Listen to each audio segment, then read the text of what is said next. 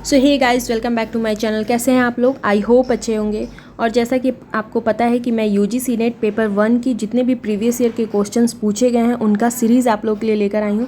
इसके पहले मैंने 3 वीडियो और बना चुका है, जो कि 2 वीडियो है पीपल डेवलपमेंट एंड इन्वायरमेंट के ऊपर और 1 वीडियो है आईसीटी के ऊपर। तो आज भी हम आईसीटी के ऊपर बात करने वाले हैं और कल मैं फिर रिसर्च या टीचिंग एप्टीट्यूड में से किसी एक के ऊपर बनाऊंगी।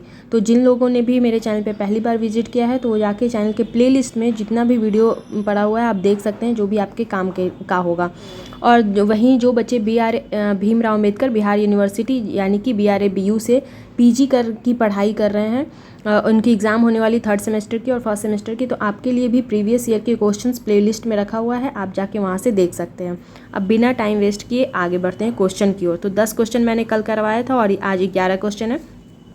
संचार प्रौद्योगिकी, ये आपको कथन दिए गए हैं, इसमें से बताना है कि क्या होगा आंसर। संचार प्रौद्योगिकी ने विचारों के पुनः आगमन को असंभव कर दिया है। ये तो गलत बात है। संचार प्रौद्योगिकी से तो विचार का जो आगमन है ये तो तेजी से बढ़ा है। नेक्स्ट है, प्रौद्योगिकी ने समय और दूरी के अवयवों को संप्रेषण प्रबंधकों के पक्ष में पुनः परिभाषित किया है। तो ये भी सही है, मुझे लगता है कि पहला गलत है और दूसरा सही होना चाहिए। तो इसका आंसर है डी, यानी कि कथन 1 गलत है और किंतु कथन 2 सही है, बिल्कुल राइट। और इसका एक्सप्लेनेशन पढ़ते हैं कि संचार प्रौद्योगिकी ने विचारों के पुनः आगमन को संभव कर दिया है। सूचना एवं संचार प्रौद्योगिकी का संक्षिप्त रूप ICT कहलाता है, इंफॉर्मेशन एंड कम्युनिकेशन टेक्नोलॉजी।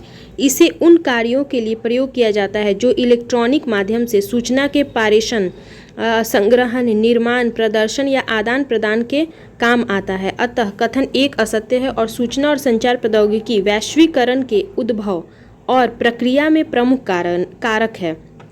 प्रौद्योगिकी ने समय और दूरी के अवयवों को संप्रेषण प्रबंधकों के पक्ष में परिभाषित किया जाता है। अब सूचना और प्रौद्योगिकी के माध्यम से प्रबंधक कम समय में अधिक लोगों एवं बात एवं संपर्क स्थापित कर सकते हैं। इसके माध्यम से प्रबंधक एवं कर्मचारी के मध्य दूरी कम होती जा रही है। अतः कथन 2 सत्य है। देखिए, जैसे अभी हम और आप एक दूसरे से कनेक्टेड हैं, क्यों? ये टेक्नोलॉजी के ही कारण पॉसिबल है कि मैं यूट्यूब पे वीडियो डाल रही हूँ और आप लोग देख रहे हैं, जिसमें से बहुत सारे लोग हैं जो मुझे जानते भी नहीं, बहुत सारे क्या लगभग लोग मुझे जानते ही नहीं हैं जो देख रहे हैं। बस वो मुझे एक तरह से मेरे चैनल के थ्रू ही जान रहे हैं, जो मुझे कभी मिले नहीं है, जो मुझसे कभी बात नहीं हुई है जिनकी। तो ये सब टेक्नोलॉजी के कारण ही संभव हो पाया है। नेक्स्ट क्वेश्चन पढ़ते हैं कि माइक्रोसॉफ्ट ऑफिस पावर पॉइंट में 2 प्रकार के स्लाइड अभिविन्यास समर्थित है। ये अभिविन्यास प्रकार कौन से हैं आपको बताना है। तो ये है रूप, चित्र और भूदृश्य। रूप, चित्र और भूदृश्य है माइक्रोसॉफ्ट ऑफिस पावर पॉइंट में। ऑफिस या किसी अन्य कार्यालय में प्रेजेंटेशन बनाने के लिए MS power point, Microsoft power point सबसे अच्छी प्रोग्राम एप्लीकेशन है। यह एक प्रेजेंटेशन प्रोग्राम है जिसे स्लाइड फॉर्मेट में तैयार किया जाता है। आप लोगों में से जिन लोगों ने भी कंप्यूटर का कोर्स किया है तो वो बहुत अच्छे से जानते हैं कि पावर पॉइंट में क्या किया जाता है। माइक्रोसॉफ्ट ऑफिस पावर पॉइंट में 2 प्रकार के स्लाइड अभिविन्यास समर्थित हैं। ये अभिविन्यास प्रकार पोर्ट्रेट, रूप चित्र तथा लैंडस्केप, भूदृश्य है। नेक्स्ट क्वेश्चन पढ़ते हैं। नेक्स्ट क्वेश्चन है कि इसमें भी कथन वाला है। स्टेटमेंट वाले क्वेश्चन आपने देखा होगा कि एग्जाम में आजकल ज़्यादा पूछ रहा है। तो पहला कथन है कि द्युतिका स्मृति एक लोपशील स्मृति है और यादृच्छिक अभिगम स्मृति RAM से कहीं धीमी है। कथन 2 में है CD, DVD और चुंबकीय टेप सभी प्रकाशीय मीडिया युक्तियाँ हैं। उपरोक्त कथन के आलोक में नीचे दिए गए विकल्पों में से सही उत्तर का चयन कीजिए। तो इसका 1 और 2 दोनों असत्य है, दोनों गलत है। देखिए, आपको ये पढ़ने में थोड़ा सा दिक्कत है। इसका इंग्लिश वाला बुक नहीं आया है मार्केट में, मतलब अभी छपा ही नहीं है बुक, इसलिए थोड़ा प्रॉब्लम हो रही है इसमें, क्योंकि ये पूरा टिपिकल ये हिंदी में लिखा हुआ है तो आपको द्रुतिका समझ में नहीं आ रहा है। तो ये सेकेंडरी मेमोरी की बात कर रही है यहाँ पे। देखिए, कैश मेमोरी का उपयोग मुख्य मेमोरी से डेटा तक पहुँचने के औसत समय को कम करने के लिए किया जाता है। कैश एक छोटी और तीव्र मेमोरी है जो अक्सर उपयोग किए जाने वाले मुख्य मेमोरी स्थानों से डेटा की प्रतियां संग्रहित करती है। अतः कथन 1 सत्य नहीं है। अगला क्वेश्चन है, कंप्यूटर आरंभिक मेनफ्रेम से विकसित होते हुए आज उच्च परिकलन शक्ति वाली छोटे स्मार्ट उपकरण बन गए हैं और कंप्यूटरों के भौतिक आकार को घटाने में निम्नलिखित में से किस आविष्कार का योगदान हुआ है। यानी कि ये क्वेश्चन कर रहा है कि कंप्यूटर पहले जो बना था कंप्यूटर मेनफ्रेम कंप्यूटर से ये बना था और ये वो बहुत बड़ा हुआ करता था, और आज के टाइम में हम देखते हैं कि एक छोटा सा स्मार्टफोन भी हमारे हाथ में आ गया, मतलब उतने बड़े कंप्यूटर से वो एक छोटे से स्मार्टफोन के रूप में कन्वर्ट हो गया है। तो ये क्यों हुआ है, किस चीज़ के आविष्कार के कारण हुआ है? तो इसका आंसर है एकीकृत परिपथ, इंटीग्रेटेड सर्किट, जिसको हम आईसी भी बोलते हैं। आईसी चिप आप लोगों ने सुना होगा कि हर मोबाइल में वो लगा रहता है आईसी, तो इंटीग्रेटेड सर्किट के कारण ये हुआ है। अभी इसका एक्सप्लेनेशन पढ़ लेते हैं। इसका एक्सप्लेनेशन है कि कंप्यूटर के भौतिक आकार को घटाने में एकीकृत परिपथ का योगदान है। इलेक्ट्रॉनिक में एकीकृत परिपथ को सूक्ष्म चिप, सिलिकॉन चिप या केवल चिप के नाम से भी जाना जाता है। नेक्स्ट क्वेश्चन है कि कंप्यूटर में निम्नलिखित में से कौन से प्रचालन प्रणाली यानी कि ऑपरेटिंग सिस्टम के मोटे तौर पर कार्य हैं। ऑपरेटिंग सिस्टम क्या करता है? तो इसका आंसर होगा ए, सी और डी। फाइलों और फोल्डरों को संभालना, फिर है प्रयोक्ता व हार्डवेयर के मध्य इंटरफेस करना, और अनुप्रयोग सॉफ्टवेयर चलाने में सहायता करना। देखिए, उच्च स्तरीय भाषा से निम्न स्तरीय भाषा में अंतरण, ये कंप्यूटर जो ऑपरेटिंग सिस्टम का काम नहीं है, ये ट्रांसलेटर का काम है, या जो कंपाइलर है उसका काम है, जो कि पूरे भाषा को चेंज करता है। और इसका एक्सप्लेनेशन पढ़ते हैं। प्रचालन प्रणाली, जिसको हम ऑपरेटिंग सिस्टम कहते हैं, प्रमुख कार्य फाइल और फोल्डरों को प्रबंधित करना है। यह प्रयोगकर्ता तथा कंप्यूटर हार्डवेयर के बीच माध्यम का कार्य करता है, और यह हार्डवेयर के बीच समन्वय का कार्य करता है। ऑपरेटिंग सिस्टम के माध्यम से ही कंप्यूटर में किसी भी एप्लीकेशन सॉफ्टवेयर को चलाया जाता है। उच्च स्तरीय भाषा को निम्न स्तरीय भाषा में परिवर्तन का कार्य कंपाइलर या इंटरप्रेटर के माध्यम से किया जाता है। जी, ये इंटरप्रेटर इसका एग्जैक्ट वर्ड होगा, मैं ट्रांसलेटर बोल रही थी। तो इंटरप्रेटर के माध्यम से किया जाता है। नेक्स्ट क्वेश्चन है हमारा 16 नंबर की, ये भी स्टेटमेंट वाले क्वेश्चन है। पहला कथन है कि RAM यानी कि रैम के अधिकांश रूपों की अंतर्वस्तु लोपशील है और अतः वे दीर्घकालिक डाटा भंडारण के लिए अनुपयुक्त हो जाते हैं। आपको बताना है क्या ये सही है या गलत है।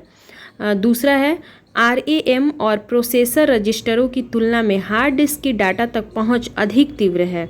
अब बताइए कि क्या पहला या दूसरा में से कौन सत्य है, कौन असत्य है। देखिए, रैम के लोपशील होने के कारण दीर्घकालिक डाटा भंडारण हेतु उपयुक्त नहीं है। यानी कि जो रैम है वो क्या है, वो ये है वोलाटाइल है। हार्ड डिस्क की तुलना में रैम और प्रोसेसर रजिस्टरों की डाटा तक पहुंच अधिक तीव्र होती है। अतः कथन एक सही है जबकि कथन 2 गलत है। एक बार फिर से पढ़िए कि रैम के लोपशील होने के कारण दीर्घकालिक डाटा भंडारण हेतु उपयुक्त नहीं है, और हार्ड डिस्क की तुलना में रैम और प्रोसेसर रजिस्टरों की डाटा तक पहुंच अधिक तीव्र होती है। मतलब हार्ड डिस्क की तुलना में रैम ज़्यादा तेज होता है, ये सही है। नेक्स्ट क्वेश्चन है कि ग्राफिक्स टैबलेट, इसको मिलान करना है, तो हम डायरेक्ट इसका आंसर ही देख लेंगे क्योंकि फिर ये बहुत लंबा हो जाता है क्वेश्चन। इसके पहले मैं बता दूं कि जो रैम और रोम के बारे में कन्फ्यूज़न हमेशा रहता है। तो देखिए, कौन सा वोलाटाइल मेमोरी है और कौन सा नॉन वोलाटाइल मेमोरी है। तो रैम से आप याद कीजिए राम मतलब राम और रैम का स्पेलिंग तो सेम ही होता है, RAM ही होता है। तो राम एक लड़का है और लड़का हमेशा घूमते रहता है, वो एक जगह नहीं रहता है, तो इसलिए इसको मानिए कि ये लोपशील होता है। अभी देखिएगा, अभी आपको दिखाई देंगे और रोड पे खड़े रहेंगे, कुछ देर बाद देखिएगा तो वो वहाँ से गायब रहेंगे। तो मतलब इस तरह से आप एक ट्रिक वाइज याद कर सकते हैं। तो ये आपका वोलाटाइल हो गया। और रोम जो होता है वो खड़ा रहता है एक जगह, हमेशा एक जगह खड़ा रहता है। मतलब रोम से आप रोमियो कर लीजिए कि जो किसी के लिए हमेशा रोड पे खड़ा ही रहेंगे, तो वो हो जाएंगे नॉन वोलाटाइल, मतलब वो कभी गायब नहीं होंगे, मतलब वो नॉन वोलाटाइल हैं। आप सुबह जाइए, शाम जाइए, दोपहर जाइए, आप देखते होंगे आसपास में भी कि कोई ना कोई लड़का वहाँ पे हमेशा खड़ा ही रहेगा, तो वो रोम हो जाएगा, जो कि कभी गायब नहीं होगा। तो रोम नॉन वोलाटाइल होता है और राम जो होता है वो वोलाटाइल होता है। अब नेक्स्ट क्वेश्चन पे पढ़ते हैं। अब इसको मिलाना है। तो ग्राफिक्स टैबलेट क्या है, तो ये स्वच्छंद चित्रांकन करने के लिए होता है। टच स्क्रीन एक सूचना कियोस्क पर डाटा का निवेश करने के लिए होता है। और बारकोड रीडर सुपरमार्केट में आप लोग सबको जानते ही होंगे, मॉल वॉल में जाते होंगे तो वो जो टॉर्च जैसा एक लाइट लगाता है, स्कैन करता है और वो हो जाता है, तो वो बारकोड रीडर होता है। सुपरमार्केट में किसी उत्पाद से डाटा निवेश करने के लिए। और न्यूमेरिक कीपैड ये पिन डालने के लिए होता है। तो इसको मैच करना था, मैंने सबको एक पास ही आपको करवा दिया है बिना क्वेश्चन के। ठीक है, नेक्स्ट क्वेश्चन है हमारा कि माइक्रोसॉफ्ट ऑफिस पावर पॉइंट में स्मार्ट आर्ट प्रयोक्ताओं के प्रयोग के लिए डायग्राम का पूर्व निर्धारित समुच्चय प्रदान करता है। निम्नलिखित में से निम्नलिखित में से Microsoft power point smart art विशेषता द्वारा प्रदत्त डायग्राम के प्रकार कौन सा है। तो इसमें बताना माइक्रोसॉफ्ट पावर पॉइंट जब आप यूज करते हैं तो इसमें से डायग्राम का कौन कौन सा प्रकार आता है। परत, लेयर, प्रक्रिया, पदानुक्रम जिसको हायरार्की बोलते हैं, और चक्र, साइकिल या संबंध, रिलेशनशिप। तो इसको बताइए।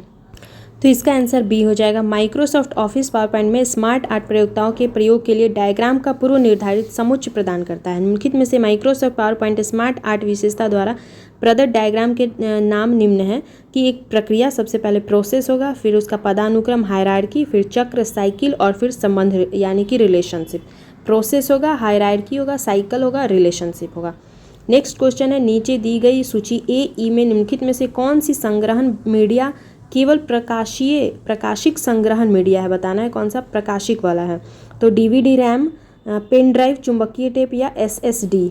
तो इसका आंसर केवल ए और ई हो जाएगा। डीवीडी, रैम और हो जाएगा ब्लू रे डिस्क। डीवीडी, रैम और ब्लू रे डिस्क जो है आपका वो प्रकाशीय है। आइए इसका एक्सप्लेनेशन पढ़ते हैं। निम्नलिखित संग्रहण मीडिया में डीवीडी, रैम एवं ब्लू रे डिस्क प्रकाशिक संग्रहण मीडिया है। डीवीडी, रैम एक पोर्टेबल, हटाने योग्य और पुनः लिखने योग्य ऑप्टिकल डिस्क प्रारूप है। मानक माध्यम के विपरीत डीवीडी, रैम को लिखा, मिटाया और अधिलेखित किया जा सकता है। ब्लू रे डिस्क एक प्रकाशीय डिस्क संग्रहण माध्यम है और यह एक ऑप्टिकल डिस्क का प्रकार है जो सीडी, डीवीडी की तरह ही वृत्ताकार होता है और इसकी संग्रहण क्षमता सामान्य सीडी और डीवीडी की तुलना में बहुत अधिक होती है। अब 20वां और लास्ट क्वेश्चन मैं करवाऊंगी क्योंकि फिर वीडियो बहुत ज़्यादा लंबा हो जाएगा और मैं आप लोग से भी चाहूँगी कि आप चाहते हैं कि मैं ज़्यादा से ज़्यादा क्वेश्चन करवाऊँ या ऐसे शॉर्ट क्वेश्चन मतलब 10-10 क्वेश्चन का ही सीरीज़ लेकर आऊँ। तो जैसा आप बोलेंगे मैं वैसा कराऊंगी। कंप्यूटर के संदर्भ में BIOS किसका शब्द संक्षेप है। तो इसका है बेसिक इनपुट आउटपुट सिस्टम। ये फुल फॉर्म भी बार बार पूछे जाते हैं तो एक बार मैं कोशिश करूंगी कि सारे अभी तक जितने भी फुल फॉर्म पूछे गए वो भी मैं आपको एक पास करवा दूं। तो BIOS अंग्रेजी के बेसिक इनपुट आउटपुट सिस्टम शब्द का संक्षिप्त रूप है। ये IBM कंप्यूटर को दिए जाने वाले निर्देशों का एक समूह होता है और ये निर्देश कंप्यूटर में एक चिप में संरक्षित रहते हैं। इनको डिस्क को फेल होने से बचाने के उद्देश्य से तैयार किया जाता है।